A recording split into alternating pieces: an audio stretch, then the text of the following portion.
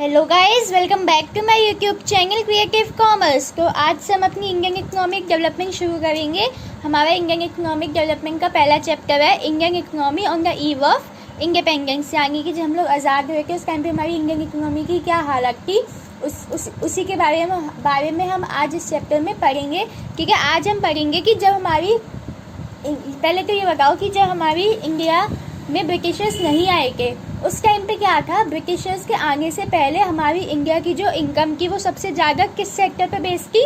Agriculture sector पे। ठीक है, उसके बाद जब ब्रिटिशर्स आ गए तो ब्रिटिशर्स ने हमारे इंडिया के एग्रीकल्चर सेक्टर को बिल्कुल बर्बाद कर दिया, मतलब बिल्कुल ही उसको बेकार कर दिया था, जिसकी वजह से हमारी इंडिया के हालत काफ़ी ख़राब हो गए थे। ठीक है, तो इस वीडियो में हम वही पढ़ेंगे कि ब्रिटिशर्स ने आके सबसे पहले हमारे एग्रीकल्चर सेक्टर को, हमारे इंडस्ट्रियल सेक्टर को, इन सेक्टर्स को कैसे ख़राब किया। ठीक है, तो देखो सबसे पहले हम पढ़ेंगे इसमें colonial exploitation of agricultural sector.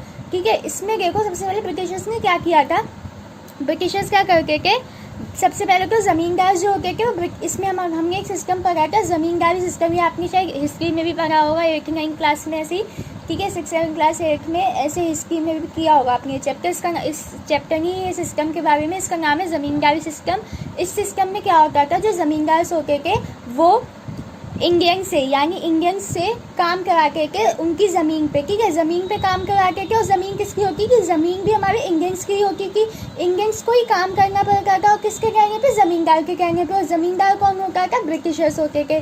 ठीक है, यानी कि इंडिया वालों को अपनी ज़मीन पे काम करना पड़ता था और काम करने के बाद उन्हें उस ज़मीन से कुछ फ़ायदा भी नहीं होता था। यानी जो ज़मीन से जो भी वो खेती वगैरह करते थे, जो भी फार्मिंग करते थे, उस सबकी इनकम कौन ले जाता था? ज़मींदार ले जाके के, ब्रिटिशर्स ले जाके के। उन लोगों को कुछ नहीं मिलता था जो फार्मिंग करके। ठीक है, तो क्या होता था, देखो ज़मींदार से declared honours of the soil, they extract money from tillers, यानी टिलर्स होके जो उस पर काम करते हैं, जो कि होते थे हमारे actual owners, in order to deposit land revenue to the government, यानी कि जो हमें टैक्स देना पड़ता है। ठीक है, उस टैक्स को भरते थे वो लोग, जो इंडियंस उस ज़मीन पे इनकम फार्मिंग करके इनकम कमा करके उसका वो यूज़ करके के अपना टैक्स भरने के लिए गवर्नमेंट को। ठीक है, इंडियंस को उसका कुछ नहीं देते, उनसे काम तो करा लेते थे लेकिन उन्हें बदले में कुछ नहीं देते थे। The tillers were left with bare amount for their living, यानी उनके पास कुछ पैसा नहीं बचता था अपना घर वर चलाने के लिए, अपनी लिविंग चलाने के लिए। ठीक है, on the other hand zamindar और government made no investment for the growth of agriculture, यानी जितनी भी चीज़ें लाके के, जितनी भी फार्मिंग करने के लिए सामान यूज़ होता था वो सब इंडियन जो होते थे वो अपनी तरफ से लेके आते थे। ये नहीं है जो ब्रिटिशर्स होते थे वो कुछ भी करे, ज़मींदार जो होते थे या फिर जो गवर्नमेंट होती थी वो कुछ नहीं करती थी उस ज़मीन पे इन्वेस्टमेंट करने के लिए। काम भी इंडियंस करते थे, इन्वेस्टमेंट भी उसमें वही करके के, और उन्हें बाद में कुछ मिलता भी नहीं था। ठीक है, that is why the condition of agriculture deteriorated, यानी कि हमारी इसीलिए हमारी कंडीशन, जो एग्रीकल्चर की कंडीशन की, वो एक बिल्कुल हमारी ख़राब हो गई थी इस ज़मींदारी सिस्टम के वजह से। ठीक है, फिर हमारा होता है colonial exploitation of industrial sector, यानी ब्रिटिशर्स के आने से पहले हमारी जो इंडस्ट्रियल सेक्टर था, हमारी जो इंडिया थी वो हैंडीक्राफ्ट के लिए बहुत फेमस थी। अपने हैंडीक्राफ्ट यानी अपने हाथों से सामान बना के कि वो बाहर बेचा करती थी, बाहर की कंट्रीज़ में, बाहर के जो राजा वगैरह होते थे वो इंडिया से ही हैंडीक्राफ्ट सामान मंगवा के यूज़ करने के लिए, पहनने के लिए, सब चीज़ें।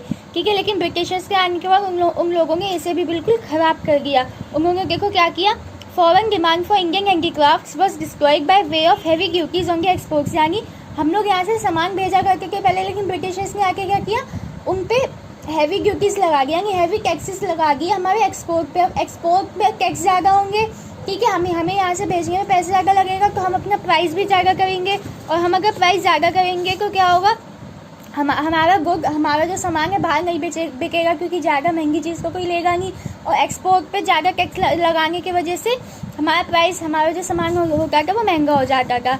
ठीक है, फिर देखो सेकंड होता है domestic demand for Indian handicrafts was destroyed by way of duty free import of British goods in Indian, यानी ब्रिटिशर्स ने क्या किया, यहाँ से सामान बाहर भेजने में तो उसे महंगा कर दिया, टैक्स लगा के, एक्सपोर्ट टैक्स लगा के। ठीक है, और जो बाहर से उनका सामान यहाँ हमारे इंडिया में आता था वो कर दिया सस्ता।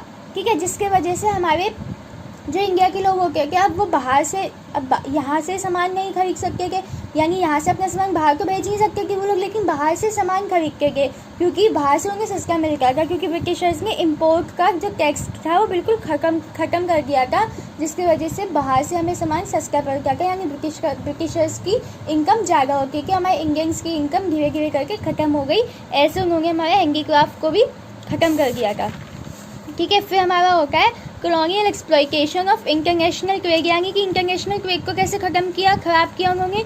Duty free export of Indian raw material to fulfil their industrial needs in Britain और duty free import of British goods to expand demand for British goods in Indian market. यानी उन्होंने क्या किया कि जो रॉ मटेरियल होता है, ठीक है, हम लोग यहाँ से रॉ मटेरियल भेजेंगे, ठीक है, उसे तो उन्होंने उस पर जो एक्सपोर्ट ड्यूटी है वो सस्ती कर दी, यानी कम कर दी, जिससे कि हमारा मतलब हटाएगी, जिससे कि जो हम यहाँ से रॉ मटेरियल भेजें ब्रिटिशर्स को वो उन्हें सस्ता पड़े।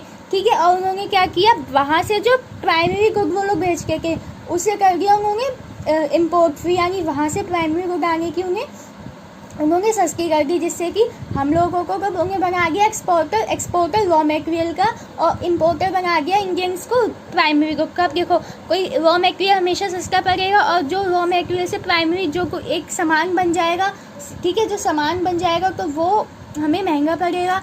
ठीक है, तो इसीलिए क्या कहते हैं उनकी इनकम ज़्यादा होती है कि ब्रिटिशर्स की, क्योंकि वो पूरा सामान बना के बेच के रॉ मटेरियल से हमारे इंडियंस की इनकम होती थी कम, क्योंकि वो सीधा सीधा रॉ मटेरियल बेचा करते थे। ठीक है, ये हमारा 3 थे। सबसे पहले इसका कंक्लूजन क्या निकला, देखो, पहला colonial exploitation of agricultural sector through ज़मींदारी system. ठीक है, ज़मींदारी सिस्टम की वजह से हमारे एग्रीकल्चरल सेक्टर को ख़राब कर दिया था। Second, colonial exploitation of industrial sector bye heavy duty on Indian products and low taxes on British goods, यानी कि हम लोग यहाँ से बाहर बेच के सामान उसमें तो टैक्स ज़्यादा लगा दिए, जिससे कि हमारा सामान बाहर महंगा जाए और बाहर महंगाई की वजह से हमारा सामान कोई खरीदता नहीं था। ठीक है, और वहाँ से यहाँ आने वाले सामान के लिए उन्होंने टैक्स ख़त्म कर दिया, जिससे कि बाहर से सामान हम लोग इंपोर्ट करें क्योंकि हमें सस्ता पड़ेगा। अब इंसान वहीं तो जाएगा यहाँ पे उसे सामान सस्ता पड़ेगा। ठीक है, और third, colonial exploitation of international trade by discriminatory tariff policy. ठीक है, और इन्होंने एक टैरिफ पॉलिसी ये भी लगाई कि ब्रिटिशर्स ने क्या किया, इंडियन से ये कहा था कि आप जितना भी एक्सपोर्ट इंपोर्ट करोगे वो ब्रिटिशर्स से ही करोगे, ब्रिटिशर्स के सिवा ब्रिटेन से ही करोगे, ब्रिटेन के सिवा किसी और से नहीं करने को उन्होंने इजाज़त नहीं दी कि यानी आधे से ज़्यादा जो हमारा एक्सपोर्ट इंपोर्ट होता था वो ब्रिटेन से ही होता था, और ब्रिटेन से होने की वजह से ब्रिटेन ने क्या कर रखा था, एक्सपोर्ट इंपोर्ट पे ऐसा खेल रखा था कि एक्सपोर्ट पे हैवी ड्यूटी लगा दी कि इंपोर्ट पे ड्यूटीज़ ख़त्म कर दी कि जिसकी वजह से हम लोग एक्सपोर्ट इंपोर्ट सही से कर नहीं पाते थे, और हमें इजाज़त क्या दी कि बस हम ब्रिटेन से ही अपना ज़्यादातर एक्सपोर्ट इंपोर्ट करें। ठीक है, और यहाँ पे इसका मतलब क्या है, डिस्क्रिमिनेटरी टैरिफ पॉलिसी, यानी किसी से तो कहीं पे तो उन्होंने टैक्स कम ज़्यादा लगाया था, कहीं पे कम लगाया था। ठीक है, तो ये हमारा 3 तरीके से हम लोगों ने हमारी एग्रीकल्चरल, इंडस्ट्रियल सेक्टर और इंटरनेशनल ट्रेड मार्केट को हमारा ख़त्म कर दिया था। ठीक है, अब हम पढ़ेंगे इसी में demographic profile during British rule. Demographic profile क्या होती है कि हमारी पॉपुलेशन और पॉपुलेशन से रिलेटेड जितने भी टर्म्स होते हैं वो कैसा था हमारा। ठीक है, ये हमारी होती है डेमोग्राफिक प्रोफाइल होती है हमारी। ठीक है, अब देखो, ब्रिटिशर्स जब थे उस टाइम पे कैसी की, हमारी बर्थ रेट बहुत ज़्यादा थी। देखो, it is the total number of live births per 1000 in a year, यानी 1000, यानी कि एक साल में कितने लोग बर्थ लेते हैं उसे हम कहते हैं बर्थ रेट। ठीक है, अब देखो, ये क्या आ गई हमारी 40 की पर 1000 पीपल, यानी हर 1000 पीपल में हमेशा उनमें से 40 लोग नए बर्थ लेके एक साल में। ठीक है, जो कि हमारी बहुत ज़्यादा मानी जाती है, हमारी बर्थ रेट बहुत ज़्यादा थी और डेथ रेट भी ज़्यादा थी। डेथ रेट क्या देखो, the number of deaths as the population per year, यानी जितनी पॉपुलेशन है उसके हिसाब से हमारी एक साल में कितनी डेथ हो, हम कहते हैं डेथ रेट, और डेथ रेट थी हमारी 40 पर 1000, यानी हर 1000 लोगों में 40 लोग एक साल में मर जाते थे, जिसे हम कहते हैं डेथ रेट। ये भी हमारी बहुत ज़्यादा थी। ठीक है, जो कि हमारी बर्थ रेट और डेथ रेट इतनी ज़्यादा नहीं होनी चाहिए। फिर हमारा था इन्फेंट मोर्टेलिटी रेट। इसका मतलब क्या होता है कि death rate of children below the age of 1 year, यानी कि 1 साल से कम के जो बच्चे होते हैं एक साल में उन बच्चों की कितनों की डेथ हो रही है, यानी 1 साल से कम।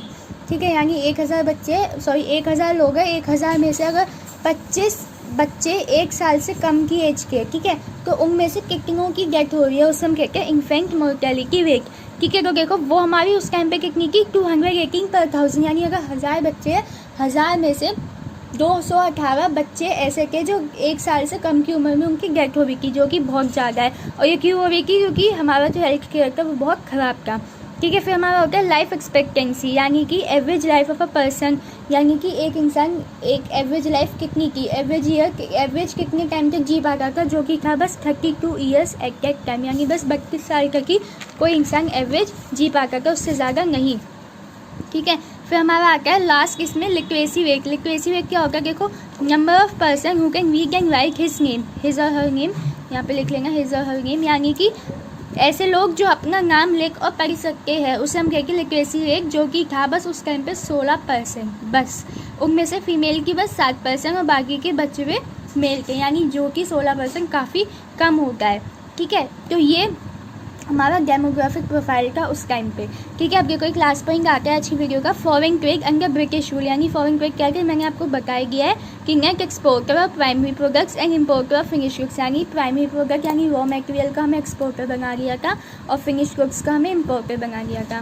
ठीक है। और monopoly control of India's foreign trade, यानी कि क्या ने क्या किया था कि ये कर दिया था, हमें इतना रिस्ट्रिक्ट कर दिया था कि हम लोग अपना एक्सपोर्ट इम्पोर्ट आगे से ज़्यादा हम लोग अपना एक्सपोर्ट इम्पोर्ट बस ब्रिटेन से ही कर सकते हैं और किसी से नहीं कर सकते, जिसे हम कहते हैं monopoly control of India's foreign trade. ठीक है। तो ये कि हमारे कुछ चीज़ें की जो हमें बताती है कि हमारे ब्रिटिशर्स के टाइम पे, जब हमारे ब्रिटिशर्स इंडिया में आए थे, उन्होंने हमारे इंडिया की इकोनॉमी को कैसे ख़राब कर दिया था, कैसे बिल्कुल बर्बाद कर दिया था। ठीक है। आई होप आपको ये वीडियो समझ आई हो। अगर समझ आई हो, पसंद आई हो, तो इस वीडियो को लाइक कीजिएगा, शेयर कीजिएगा, कमेंट करके बताइएगा कि वीडियो कैसी लगी। समझ में आया क्या? 101% I'm the biggest.